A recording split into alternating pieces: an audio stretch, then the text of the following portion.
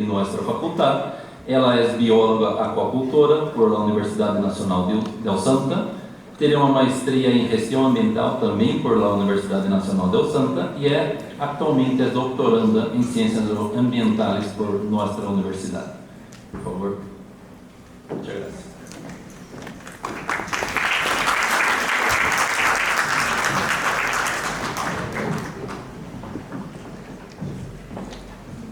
Buen día con todos. En mi caso particular, yo no voy a hablar específicamente de taxonomía, sino voy a hablar en este caso del cultivo, en este caso de los peces, ¿no? Aplicado principalmente a lo que es en este caso el cultivo de peces de agua dulce. ¿Puede continuar, por favor?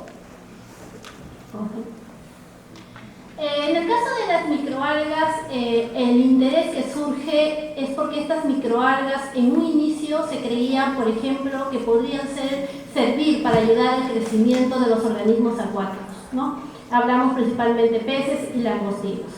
Actualmente se sabe, en este caso, que las microalgas no tienen una relación directa con el crecimiento de los organismos, pero sí con su sistema inmunológico, ¿no? Lo cual hace que se incremente, en este caso, la tasa de sobrevivencia de estos organismos.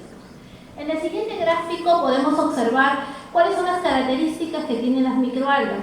Las microalgas pueden aportar tanto carbohidratos, lípidos, proteínas y sustancias especiales, en este caso, ¿no? Como compuestos bioactivos que pueden ayudar, en este caso, a reforzar el sistema inmune de los organismos en cultivo, ¿no?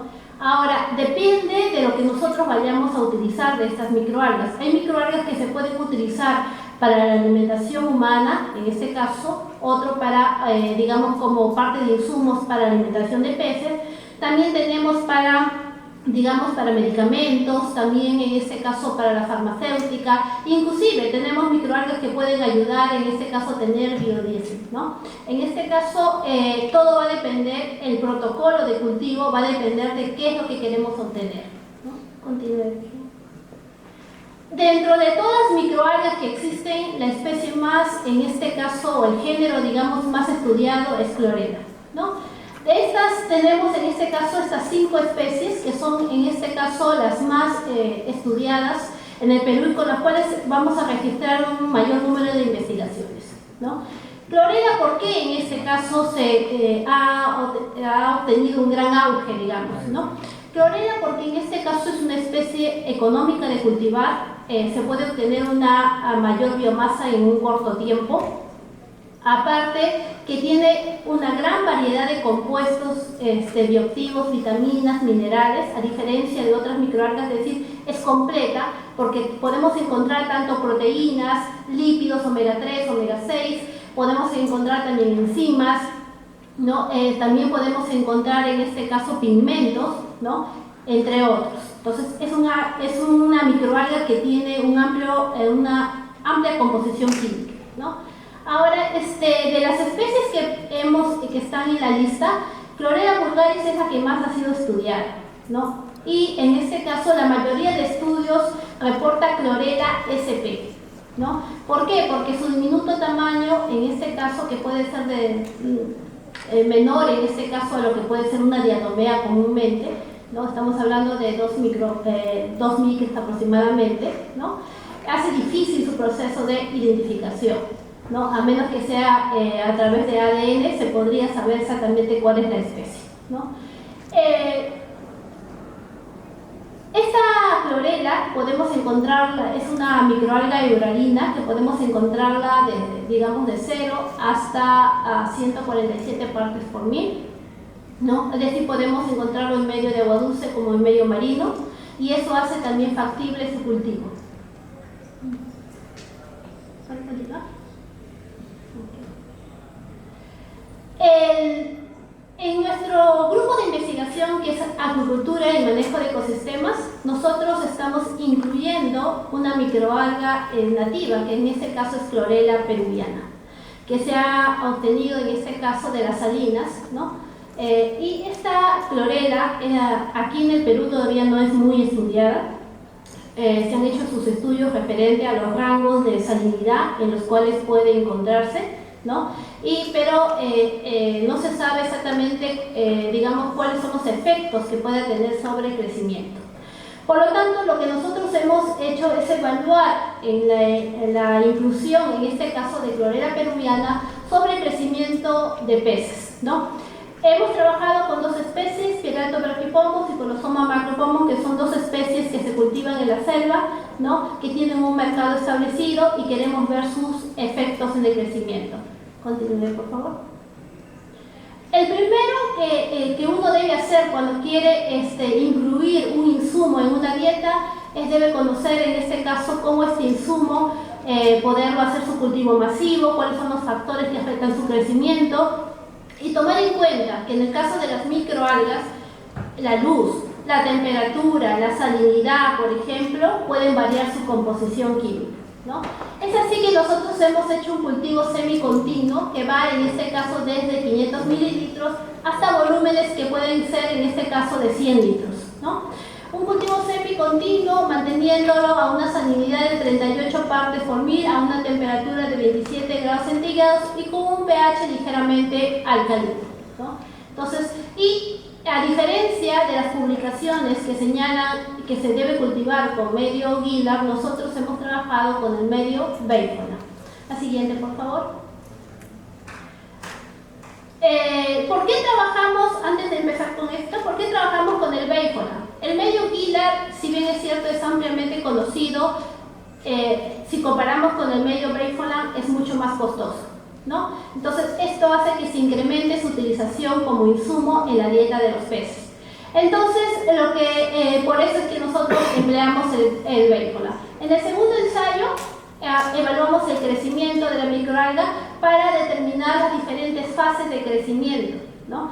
Es importante esto, ¿por qué? Porque debemos saber en qué momento debemos cosechar, en qué momento podemos encontrar la mayor composición química de los organismos, y es en la fase exponencial, a los inicios de la fase exponencial, donde nosotros podemos en este caso realizar la cosecha de esta microalga y obtener sus mayores beneficios. Continúe, por favor. El tercer ensayo ya tiene que ver con la obtención, en este caso de la harina de la clorela peruviana, y determinar su composición química.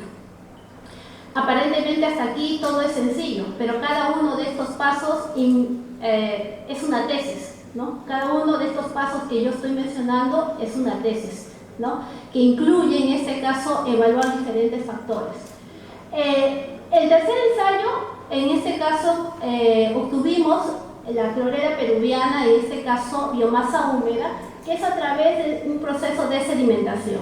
No utilizamos floculantes porque hay que tomar en cuenta que los floculantes afectan en este caso la composición química, y como es un insumo que se va a utilizar como alimento para los peces y estos peces van a servir como alimento para el ser humano, no podemos utilizar ningún químico que altere esta composición, ¿no? Entonces se hizo una sedimentación y luego de 24 horas se cosechó lo que se sedimentó. En este caso se hace un lavado de la biomasa seca y luego en este caso se hace su secado a temperaturas no mayores de 40 grados centígrados para no desnaturalizar las proteínas.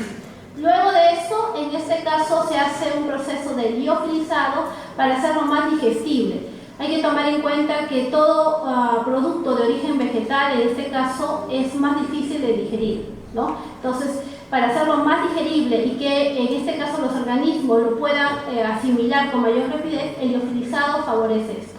Luego de eso se ha hecho un análisis proximal, ¿no? Donde hemos determinado proteína, carbohidratos, grasa, ceniza y humedad.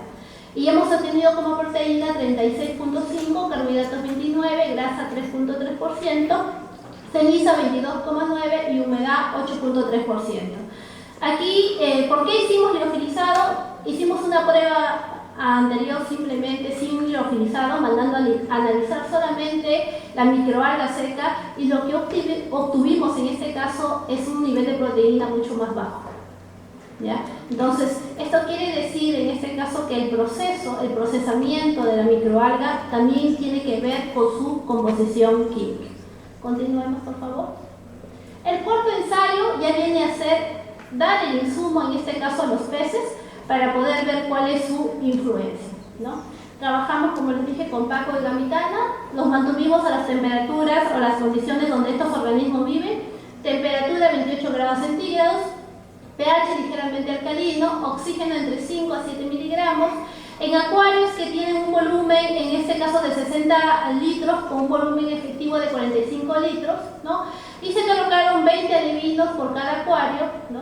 Y en este caso se mantuvo una conductividad de 600 a 800 microsien, y en este caso se dieron 3 raciones durante el día, mañana, tarde y noche, ¿no? Esas fueron las condiciones a las cuales se mantuvo. Estas condiciones se mantuvieron estables para evitar que estos factores fueran los que causaran, en este caso, o tuvieran alguna influencia en el crecimiento de los organismos. La que continúa, por favor. Otra cosa que no tomé, que también hemos hecho, es la manera como determinar, cómo preparar las dietas. Hay que tomar en cuenta en esta parte cómo come el organismo al cual nosotros queremos, en este caso, dar el alimento. Come a superficie, en media agua o a fondo, en este caso. Es un organismo que tiene la capacidad de filtrar o puede serlo a través de PEDEX, etc. Hay que tomar en cuenta todas estas características del organismo y cómo debemos adherirlo, en este caso, al alimento. En los artículos se menciona, por ejemplo, que el alimento balanceado que normalmente se le da debe molerse y luego mezclarse, en este caso, con la harina y dar al organismo. Pero esto hace que se deteriore la calidad del PEDEX. Es decir, el PEDEX, de ser extruido y tener una flotabilidad, pasa a hundirse. Entonces eso hace que ya los peces no puedan alimentarse correctamente. Debido a ello es que nosotros lo que hicimos en este caso es el PEDEX en este caso no lo molemos, sino simplemente con un ligante mezclamos la harina, en este caso con el PEDEX, y la ponemos a secar, ¿no? Ahora, luego de eso queda ver cuánto debemos dar de esta harina sin que esto afecte el sabor del alimento, ¿no? Ni pueda causar un efecto adverso en el organismo, ¿no? Entonces, nos basamos en los estudios realizados y pudimos observar que, digamos, había porcentajes de hasta un, digamos, 30% de adición de harina. Un 30% de 1 kilogramo equivale aproximadamente, estamos hablando de unos 300 gramos. Para obtener 300 gramos, en este caso de microalgas, ya pues yo tendría que tener más o menos cosechas de más de 3.000 litros de microalga para obtener esa cantidad de biomasa seca. Porque por cada litro que yo tengo de microalga, obtengo solamente 1 gramo de harina. Entonces, yo creo que en esa parte había un error porque inclusive eso elevaría los costos del alimento, ¿no? Entonces, lo que nosotros hicimos es, en este caso, trabajar con el 2,5%, el 5% y el 7,5%, ¿no? Gramos, en este caso, que se iban a dar a las dietas, ¿no? Y tenemos un control al cual no se le va a incluir la harina. Entonces, al hacer, luego de mezclar ambos, hicimos también el análisis de la composición química y pueden observar que la dieta, en este caso originaria, por ejemplo, tenía un 32% en el caso del Paco, pero pueden observar que conforme en este caso agregamos la microalga, hay una variación de la composición, ¿no? Hay una tendencia a disminuir la proteína, en este caso, y también a disminuir la cantidad de las cenizas. En el caso de la gamitana, el porcentaje de proteína es menor de la dieta, ¿no? Y tiende a disminuir, en este caso, la composición, que puede ser, en este caso, debido a la misma composición de la microalga, que es menor, ¿no? Que digamos que el mismo alimento, puede ser esa la causa, y también el hecho que estamos volviendo a secar el producto, lo cual puede causar una desnaturalización también de la composición natural que tiene la dieta. Seguimos, por favor. Luego evaluamos crecimiento de las dos especies. Continuemos.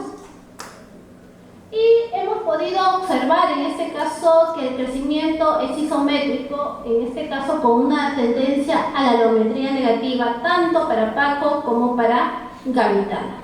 Eso quiere decir que hay una diferencia entre longitud y peso. el organismo presenta mayor longitud y menor peso, ¿no? Y según los estudios reportados por otros autores, eso es normal en estas especies de tipo tropical. Continuemos, por favor. Aquí podemos observar también en el paco lo mismo, en este caso el mismo tipo de crecimiento. Seguimos, por favor. Y al evaluar en este caso los parámetros de crecimiento, podemos observar que hay diferencias significativas para el caso de Colosoma macropomongamitana en lo que se refiere peso, longitud, ganancia en peso y tasa de crecimiento específica. En el tratamiento con 2,5% de clorela y 5% de clorela, ¿no? Hay una diferencia. Quiere decir que para el caso de Colosoma, la inclusión de 2,5 y 5% de clorela viene a ser la adecuada y esto no afecta su crecimiento ni su tasa de conversión alimenticia. Seguimos, por favor. Y en el caso de Piaratos brachiopomus, hemos hecho, a diferencia del anterior, hicimos una mejora.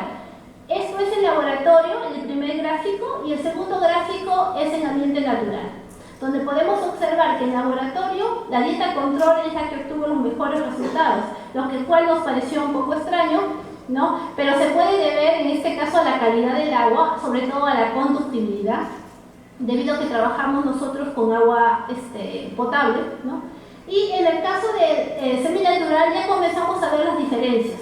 Trabajamos con el mismo tipo de alimento, con la misma densidad, pero en un estanque en tierra, ¿no? Y podemos observar que el tratamiento T2 y el tratamiento T4 fueron los que tuvieron los mejores resultados, ¿no? Entonces, esto nos quiere decir que también depende de la especie el porcentaje o la inclusión, en este caso, de clorela peruviana.